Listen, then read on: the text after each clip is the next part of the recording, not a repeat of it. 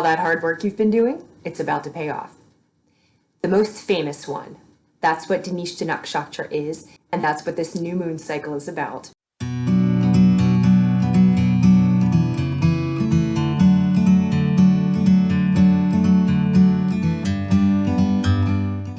How do you turn raw materials into material wealth? How do you transmute talents into fame? These are the questions of Dhanishta Nakshatra. This is a nakshatra that is actually about material manifestation. So all of this work that we've been doing internally, now we're moving it into the external world, into the tangible world.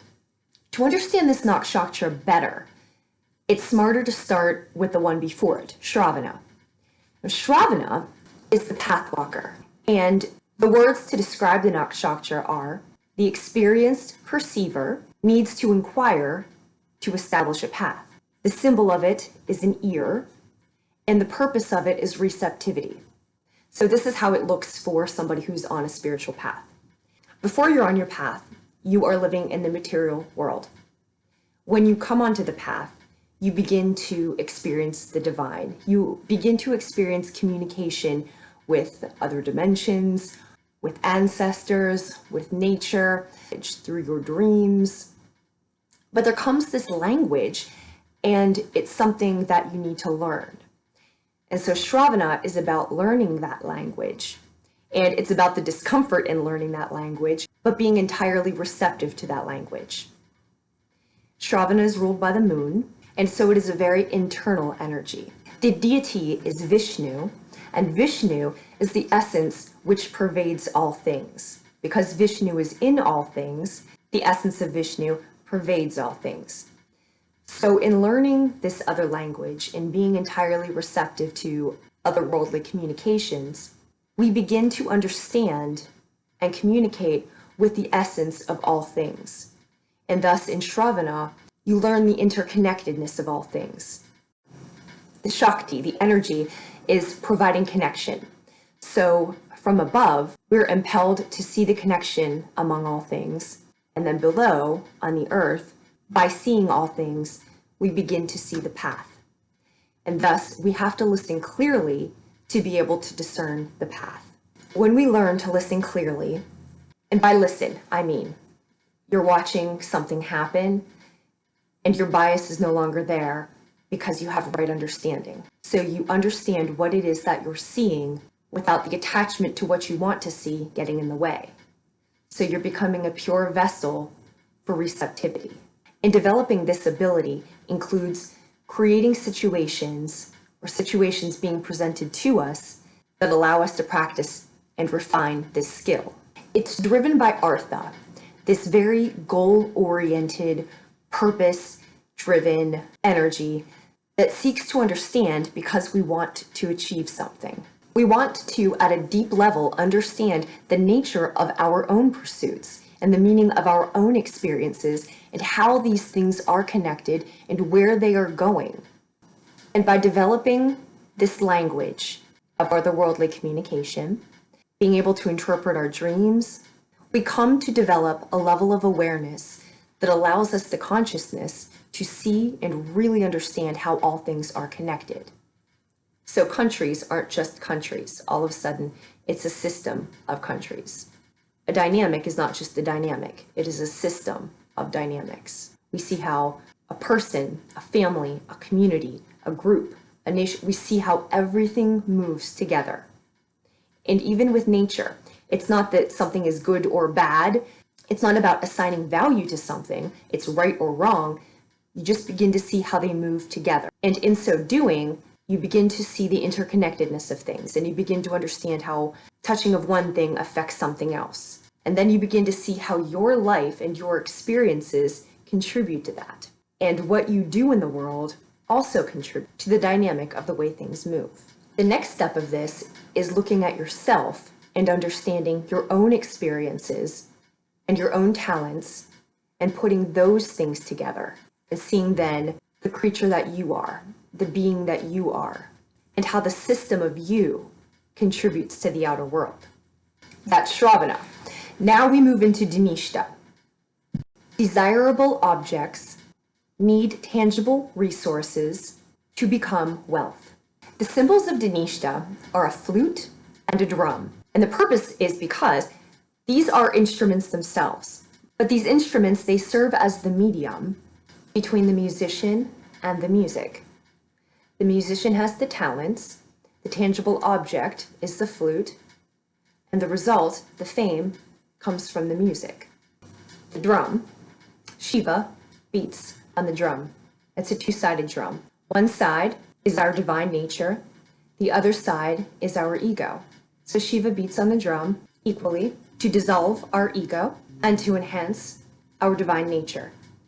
The Deva of Dhanishta are the Vasus, the gods of all abundance, the personification of pure energy, light incarnated. So you have the elements here of light, being a vessel of light, and also the elements being all of the things that you need to build something. The Shakti of Dhanishta is the power to give abundance and fame.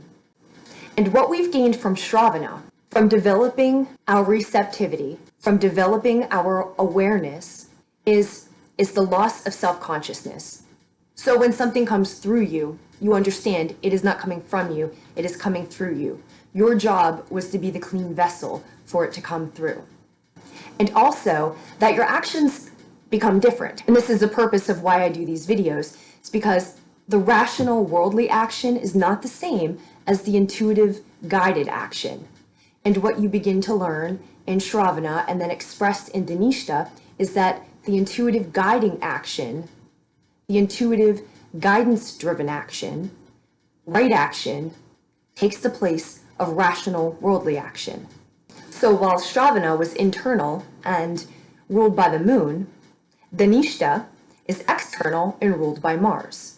So we are going from internal reflection, but not just in that sort of mushy sense. We're coming from internal reflection that we have tested over and over. So when we get our guidance, when we get these signs, we don't just go off them, we test them. We see how often they are accurate. We see how we get our messages. We see where we receive them. Through which medium, when do they come, what time of the day do they come, do they have a physical effect on our body? What is our process? Because everybody receives them differently. So by the time you get to Dhanishta, you're gathering your resources. And now you see the interconnectedness of what's around you and deciding how you're going to act, that you are indeed going to act based on right action, right awareness, which brings us to now where we take inventory of what our talents are. What is it that we have? Because remember, we have all the resources, we have all of the elements available to us. So what is it that we have now, which can be transmuted into material abundance and fame? Now fame, Marilyn Monroe was the Dhanishta native, so fame is something that definitely can happen from it. But fame is also the honor of having walked your path in the way you were supposed to do it. Because not everybody will become really famous and wealthy. That will be based on a lot of external circumstances, and everybody's path is different, everybody's soul growth is different. So while the Nakshatra is based on material abundance, what this could also be is you being the most successful that you can be in your life. And that comes from doing the best that you can with what you have available to you. And those are things available to you through other people. Those are things that you've cultivated on your own.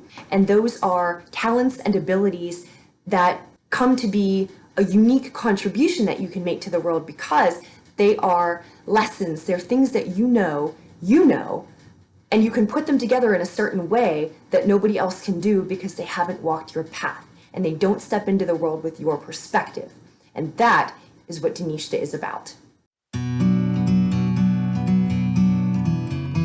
A word about where the energy is situated in the houses. Most of the energy is 8th house moving into 9th house. And then Mars and Uranus are in the 11th house.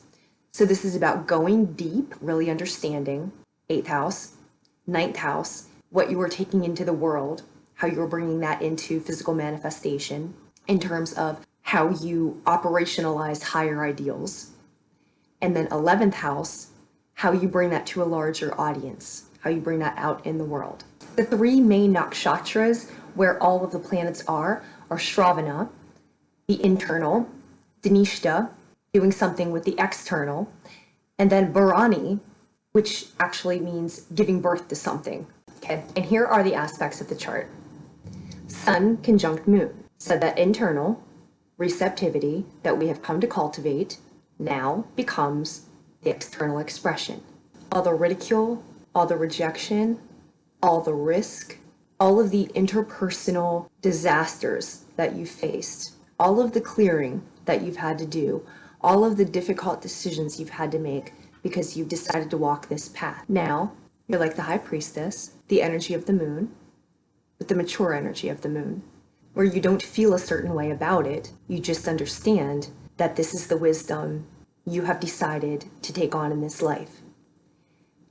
And then the sun, you now have the confidence to fully express it. Venus conjunct Jupiter. So it's the Empress and the Wheel of Fortune. The Empress is different than the High Priestess.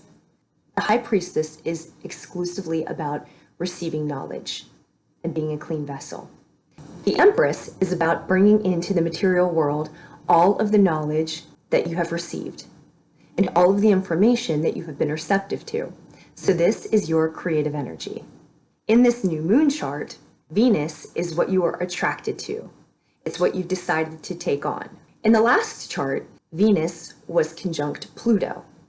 So you were cleaning out what you were attracted to. You were making a decision what you wanted to attract in your life, what you have in your life.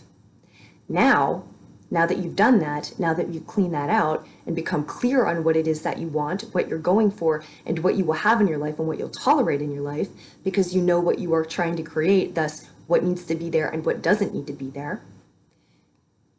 Conjunct Jupiter.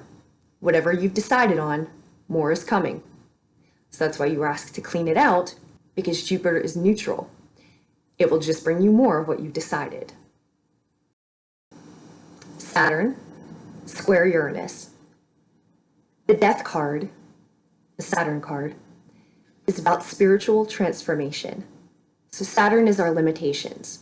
Sravana Nakshatra is, of course, part of Capricorn. Capricorn ruled by Saturn. And so when you are developing your gifts and when you are honing your receptivity and learning that otherworldly language and becoming that very clear vessel, you do so in a structured way. Uranus is otherworldly. So now your structure becomes otherworldly. Saturn is about limitations. It's about being confined in a certain way. Uranus is about breaking out of those limitations. So whatever it was that confined you before, your container is something different now. Mars in Aries, the devil, transformation, stepping off the cliff, stepping into the new reality. The Tower, and everything will change. In keeping with the theme of the video, this is a card. It was an intuitive pull that got pulled for the video.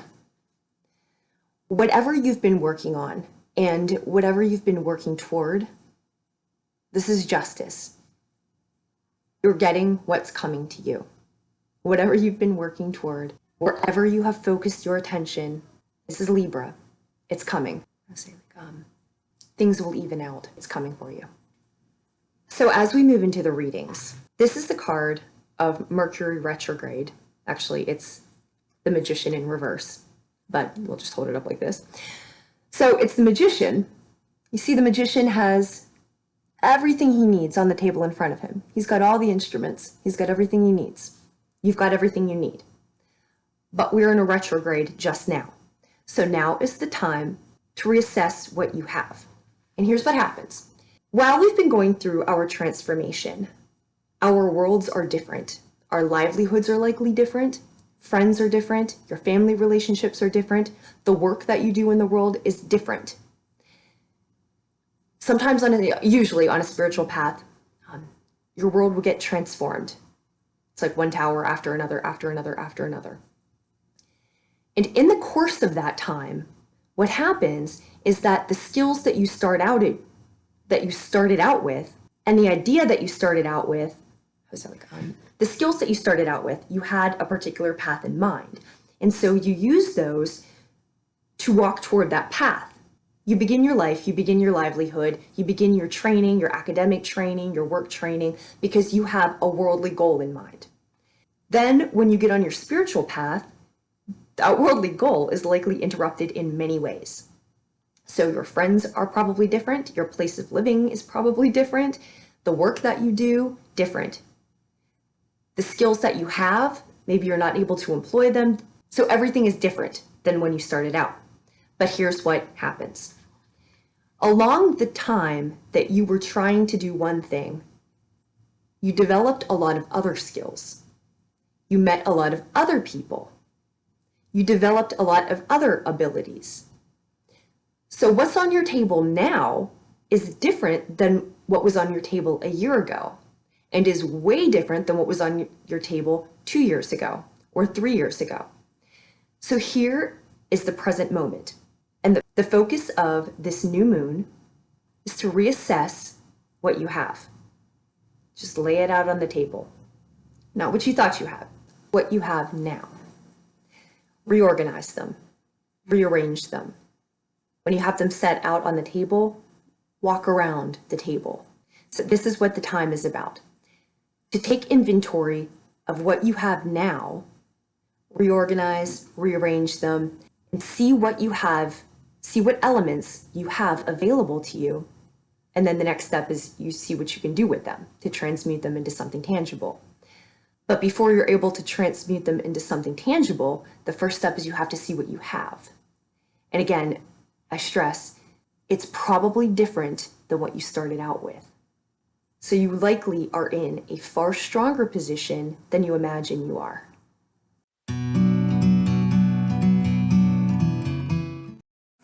Aquarius, Sun, Moon, and Rising. You are the only sign that gets a card for a visual guide. You are in the void. This new moon energy is occurring in your 12th house. According to a Western chart, it would be in your 1st house. So you are in this space of your 12th house being deep spiritual transformation, your private self, your hidden self, the part of you that goes away to regroup, the deep healing that occurs when one cycle of your life is completed. So you're completing one cycle, and then again in a Western chart, it would be in your 1st house, so you're starting a new cycle. But this is an incredibly transformative time for you when you are closing out one space of your life and stepping into another space of your life, and you're in the void. Your 12th house is about deep spiritual work and deep private work. It's not something that anybody else will understand. What you're going through, other Aquarians will understand it because they're going through too, but if somebody hasn't gone through the changes that you are experiencing, they won't understand. So in your 12th house, as you're making some transition, and your 12th house is about cleaning up, clearing out. 12th house's endings. So you're stopping one energy and you are deciding who you're going to be stepping into the new energy. Things that you are releasing could be jobs, relationships, expectations, attachment that you had with what you thought was the plan, with what you thought the way things should have gone, the way you thought people should have treated you. Any circumstance that has been too constricting and where it just felt like chains around you and you needed to just break them off. And probably you did so suddenly and it didn't make sense to other people, but you just couldn't breathe anymore. So your 12th house is where you release things and also where you gain access to knowledge from past lives and also where you gain knowledge to your spiritual gifts. This is where you sit now. As an Aquarian, this is a very interesting space for you because your mind automatically shoots off into every possible direction of what could be.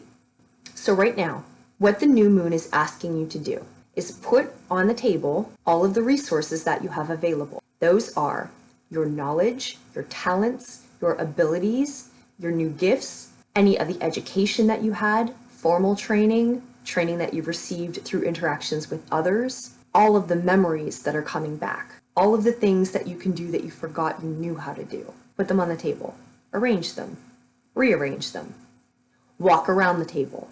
Consider the items in three-dimensional form, floating around. Rearrange them like that. See what configurations you can find. And then in consideration of all of the possibilities, consider different mediums you can use, which can transform those materials, those elements, those possibilities into some tangible expression, which will yield you some monetary result.